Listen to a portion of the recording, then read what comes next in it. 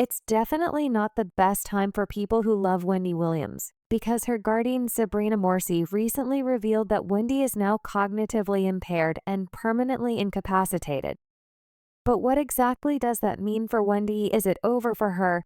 And can we really trust anything her sketchy guardian has said? Okay, I know that a lot of us were pretty hopeful with this Wendy situation, especially since Wendy was last seen in August 2024 during a shopping trip at a holistic wellness store in New Jersey, and the attendant said she appeared okay then. In early October, she participated in a phone interview with the Daily Mail where she discussed other celebrities including Diddy, but refrained from discussing her health issues in depth.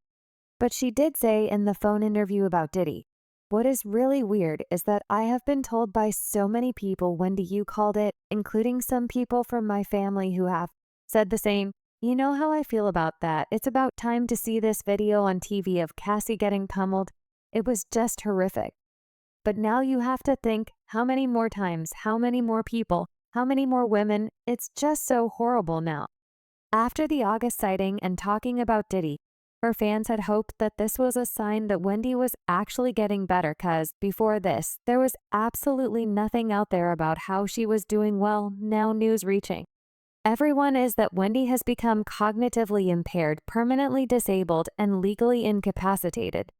This information is now public courtesy of a court filing by her guardian Sabrina. And in the documents, the legal team described Wendy as an acclaimed entertainer who tragically suffers from an early onset dementia, leaving her cognitively impaired. So the court filing is actually part of a broader legal dispute between Sabrina Morsi and the production of the documentary titled "Where is Wendy Williams?", which aired on Lifetime, offering a glimpse into Wendy's struggles with alcohol and her personal life. Remember, Sabrina sued back in February, stopped the doc from coming out, but it was ultimately released on Lifetime, and it highlighted Wendy's struggles with alcohol, including a scene where she downed an entire bottle of vodka. One of her loved ones was even filmed finding a bottle of vodka amongst her things and asked, "Did you drink this whole thing today?" And Wendy snapped back and instructed him to keep the bottle there while recovering in bed. In another scene from the documentary, Wendy got aggressive in the back seat of a car as she instructed the driver to go. Then, as she drove around her hometown of New York City, she admitted that she was unaware of her surroundings and said that the things around there didn't look familiar.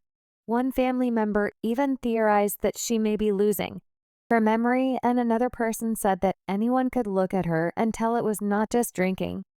There was something more going on. Well, Sabrina basically confirmed that there's so much more going on with Wendy's health.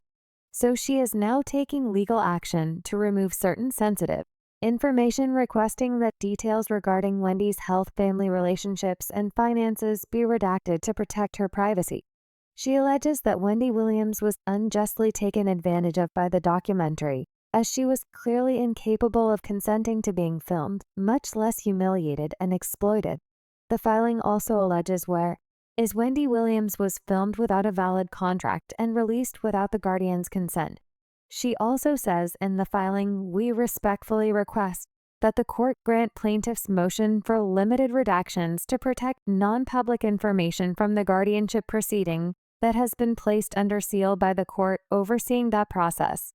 Well, in a counterclaim for Lifetime, attorneys also hit out at Wendy's guardian for trying to stop the documentary, and they claimed she was inhibiting and interfering with the exercise of free speech rights regarding an issue of public concern by Lifetime.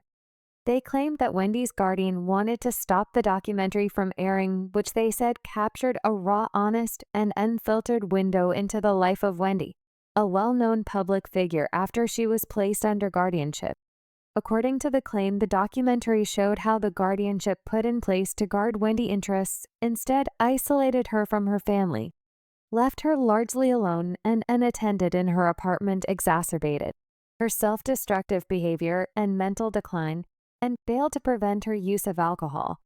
They further argued that Wendy's guardian wanted to stop the documentary's release because it made her look bad. Lifetime also alleged that Wendy's own family members also saw the documentary before it aired in early February 2024, and that they approved its content and supported its release.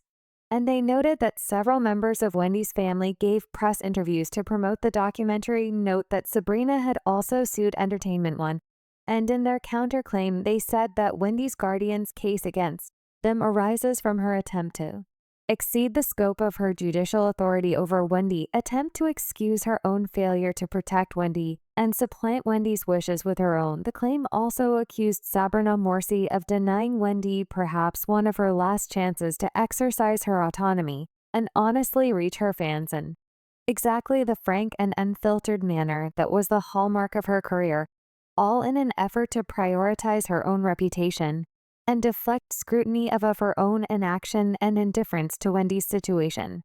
Basically, they are also saying that Sabrina is only fighting for her own reputation, not for Wendy's sake. Anyway, back to Wendy's health during this back and forth with Lifetime and Entertainment One is when Sabrina revealed that Wendy's condition is worsening and that she is now cognitively impaired and permanently incapacitated.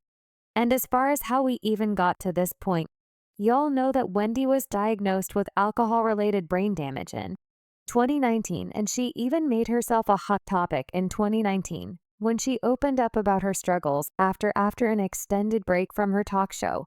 And she announced on her daytime series that she'd been staying in a sober house for some time in an effort to crack down on her struggles with addiction. Oh, Kevin and I have the Hunter Foundation for the Good of the People, and we recently launched our 888-5-HUNTER number for those of you caught up in the struggle of addiction. Well, for some time now, and even today and beyond, I have been living in a sober house. When you see me come to work, glammed up, right after the show, I go across the street, I do my Pilates. I told you 2 hours a day, I like to take care of my body.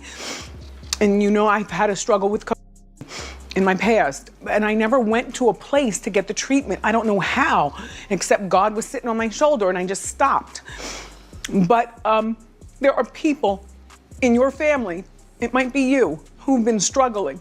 And I wanted to know more of the story. So this is my autobiographical story, and I'm living it, and I'm telling you this. Unfortunately, she relapsed in 2022, and Wendy checked into an undisclosed rehab facility again for treatment. And she spent 2 months in rehab being treated for severe alcoholism, after having a number of public incidents involving alcohol. Apparently, she never wanted to stop drinking, and the people around her in New York allowed her to do just that. And after staying at the facility for 2 months, she said that she felt better than ever. This diagnosis followed a neurologist's assessment during her rehab in Florida, where the effects of alcohol on her brain were confirmed. Remember, Wendy was also placed under guardianship in 2022 after her bank Wells Fargo raised concerns about undue influence and financial exploitation. Well, she did say that she did not understand why they were taking her money when she said, thing is that I've been asking questions about my money. And when I began asking questions about my money, suddenly Lori Schiller has got no response regarding my money. I want my money. This is not fair. And Wells Fargo has no questions and answers with regarding my money. This is not fair. So up until this point, people were hopeful that Wendy would make a recovery. And there were even talks about her starting a podcast. But the next time Wendy was back in the headlines, there were reports that she spent a night out and she drank her way from Fresco by Scott in New York City all the way to the gay bar, the Townhouse, according to Rob Shooter, who spoke to Page 6. Wendy looked lonely sitting by herself, but then lit up like a Christmas tree when she saw someone she knew. He also discussed their ruin in an episode of his podcast, saying Wendy invited everyone over to her table, saying Wendy said, "Come and join me." I said, "I'm with my friends. I'm not leaving them." And Wendy was like, "No, everybody." We had a bite. We had some drinks. But then when we were getting ready to say goodbye, Wendy didn't really want us to leave. In addition, Wendy was also supposed to make a comeback in May 2023 at the Atlanta Women's Expo.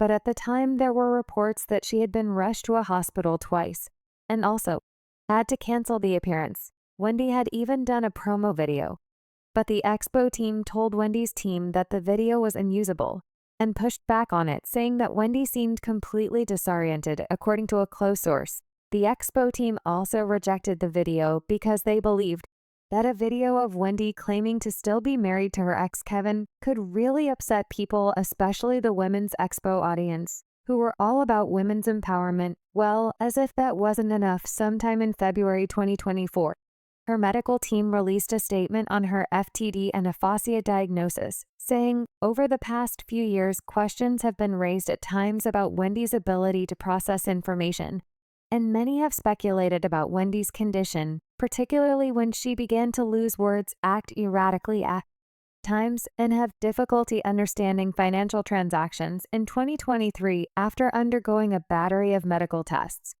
Wendy was officially diagnosed with primary progressive aphasia and frontal temporal dementia (FTD). Wendy is still able to do many things for herself. Most importantly, she maintains her trademark sense of humor and is receiving the care she requires to make sure she is protected and that her needs are addressed. She is appreciative of the many kind thoughts and good wishes being sent her way again in the last couple of months. "We actually thought that Wendy was getting better, but as her guardian revealed, her situation is actually worsening. But get this, with the latest report about her health, people are also saying that they have a lot of questions, especially considering Sabrina is the one who revealed the news. This is someone the family said kept Wendy away from them, and they didn't even know where she was being treated.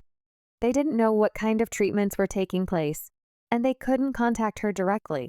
Like, they only heard from Wendy if she called. Add on to that the things we've also heard about Sabrina, and you will understand why some people are saying that they can't trust anything that comes from her mouth. Honestly, I don't know whether she's being completely honest about what's really going on with Wendy, or if she has anything to do with her deteriorating health.